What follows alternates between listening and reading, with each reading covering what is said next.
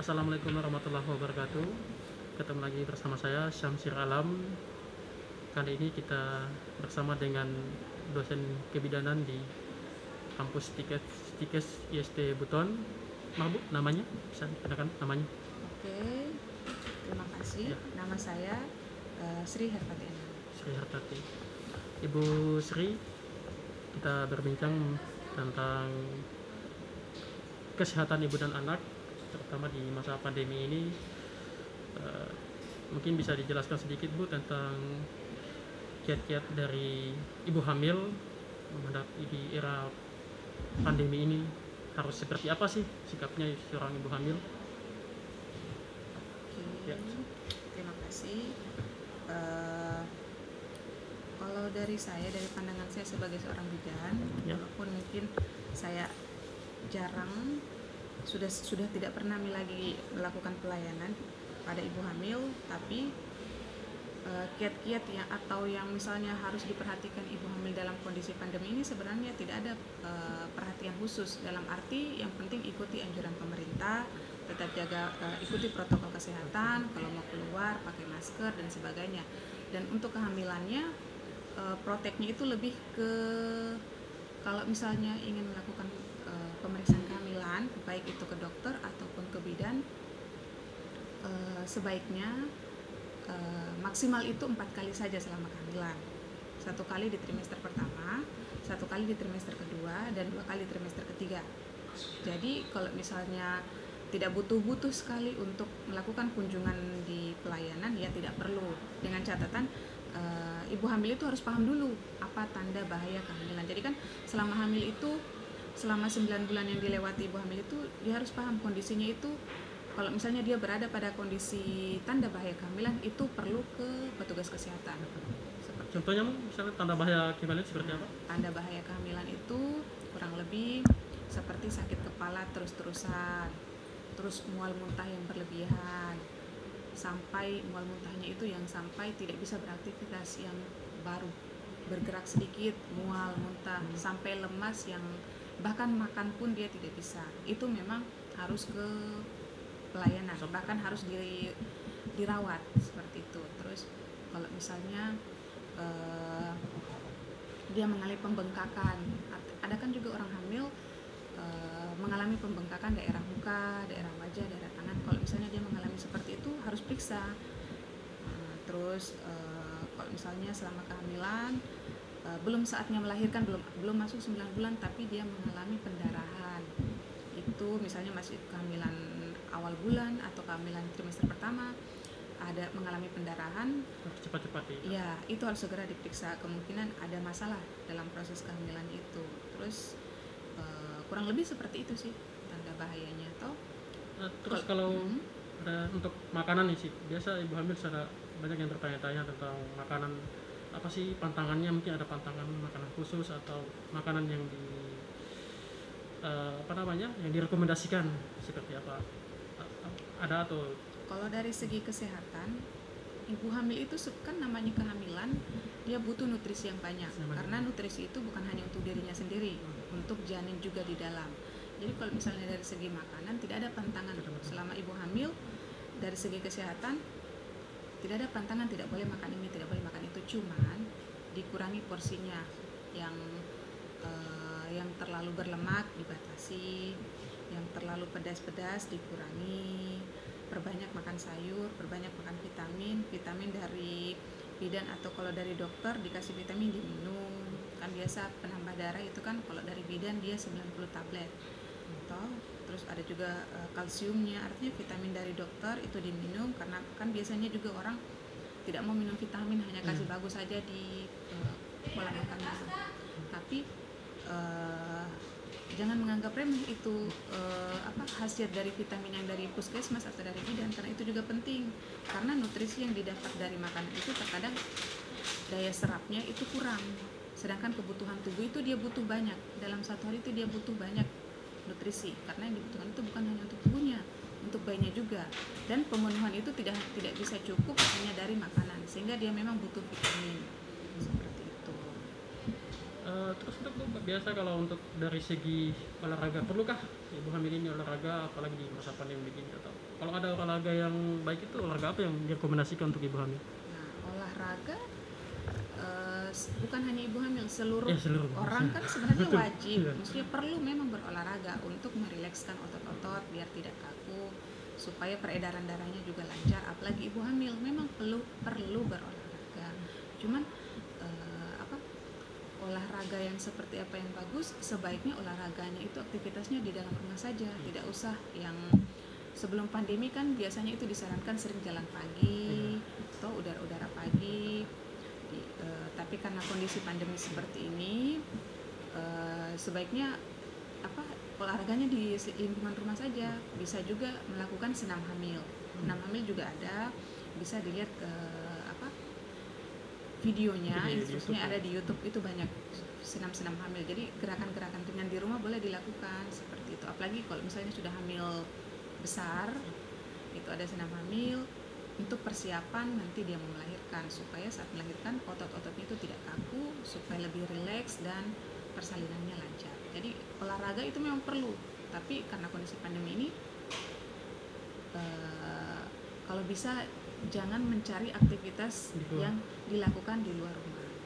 Kalaupun kalau misalnya harus dilakukan di luar rumah, ya itu tadi, protokol kesehatannya tetap diikuti gitu. Ada lagi nih yang menjadi biasa di satu keluarga itu mungkin tentang aktivitas mereka seperti berhubungan seksual seperti itu, kan ini saja pelajaran gitu. Di masa waktu seperti apa yang baik atau yang dimana yang dilarang seperti itu berhubungan seksual bagi ibu hamil? Untuk ibu hamil, oke ya, ini pembahasannya agak oke. Memang permasalahan ibu-ibu hamil muda, kalau misalnya sudah bukan kehamilan pertama lagi, itu biasa mereka tidak ada masalah untuk aktivitas seksual. Tapi kalau misalnya untuk hamil pertama, ibu-ibu muda, calon ibu muda, itu mereka biasa suka boleh tidak berhubungan seksual seperti itu. Nah, dari segi kesehatan, berhubungan seksual itu tidak ada masalah, tidak mempengaruhi kehamilan, dengan catatan tanda kutip di sini dilakukannya itu atas dasar rileks, kan tidak ada paksaan di situ. Kemudian posisi dalam hal ini, posisi dalam berhubungan seksual itu masih dalam posisi yang aman, tidak terlalu menyakiti ibu hamil, tidak masalah. Tiap hari pun tidak masalah, bahkan itu bagus untuk memperkuat otot-otot kewanitaannya untuk persiapan lagi nanti dia mau melahirkan. Dan sebenarnya aktivitas seksual ini dianjurkan untuk ibu-ibu hamil tua, ibu-ibu hamil yang mau persiapan melahirkan. Kenapa? Karena saat dia hamil, saat usia kehamilannya itu sudah masuk trimester ketiga, bahkan sudah masuk usia persalinan, sudah masuk atarm, itu memang dianjurkan berhubungan seksual sesering mungkin. Kenapa? Karena tanda kutip di sini sperma dari suaminya itu mengandung salah satu hormon yang bisa merangsang kontraksi uterus, yang bisa membuat persalinannya itu berjalan dengan baik. Jadi kalau misalnya aktivitas seksual yang dilakukan selama hamil, silakan, nggak masalah. Yang penting posisinya ditahu. Utamakan kenyamanan ibu hamil itu. Seperti itu. Terakhir, ya, harapannya sebagai bidan dan sebagai dosen, harapannya untuk para ibu hamil dan masyarakat seperti apa di era pandemi ini? Oke, harapan saya lebih menjaga kesehatannya, tidak keluar rumah. Iya, harapan saya kalau misalnya lagi hamil, untuk ibu-ibu yang lagi hamil sekarang, persiapan mungkin mau melahirkan beberapa bulan ke depan, tetap jaga kesehatan, vitamin yang didapat lewat bidan ataupun dokter tetap dikonsumsi, jangan disimpan-simpan, jangan menganggap remeh manfaat vitamin itu.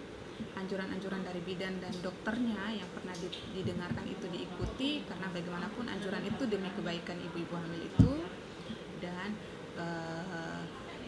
kalau mau melahirkan jangan ke dukun, harus ke fasilitas kesehatan, minimal ke bidan praktek, karena bagaimanapun kalau terjadi masalah yang tidak diinginkan, ada masalah selama persalinan, itu dukun tidak punya wewenang untuk melakukan tindakan operatif yang lebih lanjut. Oh iya, maaf, satu lagi mungkin yang jadi biasa mitos-mitos di masyarakat, tentang apakah benar tuh ada dukun-dukun yang terlatih seperti itu yang sudah bekerja sama dengan para bidan atau memang tidak ada?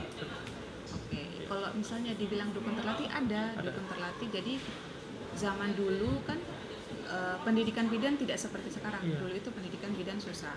1 tahun itu maksimal berapa begitu. Itu pun tidak banyak tempat sekolahnya, hanya Poltekkes, hanya pemerintah saja yang punya pendidikan bidan. Tidak kayak sekarang, swasta banyak, pendidikan bidan terhambur di mana-mana seperti itu. Jadi dulu karena pendidikan bidan yang terbatas, sehingga petugas kebidanan juga terbatas, sehingga banyaknya orang melahirkan tidak bisa dicakup oleh satu orang bidan, sehingga memang dulu ada program pemerintah pemberdayaan kader atau pembinaan kader atau pembinaan dukun. Jadi ada dukun terlatih, jadi dukun-dukun yang memang sudah biasa menolong persalinan di wilayah itu, dilihat sama pemerintah, oh iya sering menolong persalinan, jadi diberikan pelatihan secara teori sesuai dengan ilmu kebidanan, walaupun mungkin sekitar hanya 6 bulan atau 1 tahun, dan mereka diberi sertifikat seperti lisensi pengakuan terhadap kompetensinya mereka. Jadi itu kalau misalnya dukun-dukun terlatih, kalau mereka ke dukun-dukun terlatih boleh seperti itu, tapi tetap untuk sekarang ini selain ke dukun, mungkin yang punya dukun-dukun seperti itu harus juga ke petugas kesehatan, harus ke bidan, karena bagaimanapun dukun terlatih ya hanya dukun, dia tidak terlalu kompetensi yang dia dapat hanya kompetensi secara umum. Permasalahan kebidanan kan kompleks, hal yang umum saja kita dari umur 1 bulan sampai 9 bulan itu normal, tapi dalam 1 hari dia bisa menjadi tidak normal, patologis. Jadi kompleks dia, jadi jangan menganggap remeh. Selama 1 bulan sampai 9 bulan kita anggap normal, oh nanti melahirkan normal. Tidak seperti itu. Biasa orang kehamilannya normal, nanti mau melahirkan menjadi tidak normal. Jadi jangan menganggap remeh. Jadi walaupun punya dukun pendamping, walaupun itu mungkin dukun terlatih, punya lisensi, punya pengakuan dari pemerintah, tapi tetap harus juga ke bidan atau dokter, karena kompetensinya lebih tinggi bidan atau dokter dibanding dukun terlatih tadi. Tapi tetap itu diakui, boleh. Ya. Terima kasih Ibu atas waktunya. Atau mungkin bisa disapa-sapa sarannya ke para penonton harus seperti apa, mungkin jaga kesehatan apa. Saran dari saya itu tadi, tetap jaga protokol kesehatan dimanapun berada. Dalam hal itu sering bawa sering gunakan masker, hand sanitizer, sering cuci tangan. Kalau mau ngapa-ngapain merasa tangannya habis terlalu banyak bersentuhan dengan barang apapun, cuci tangan lagi. Apalagi kan sekarang di tempat umum itu selalu disediakan tempat cuci tangan seperti itu. Terus makanannya tetap dijaga, karena bagaimanapun walaupun kita protek dari luar, kalau dari dalam juga tidak ada yang protek, agak susah. Jadi nutrisi tetap jaga, kalau bisa minum vitamin. Terima kasih Bu atas waktunya. Mohon maaf bila ada salah kata. Sampai jumpa di video berikutnya. Wassalamualaikum warahmatullahi wabarakatuh.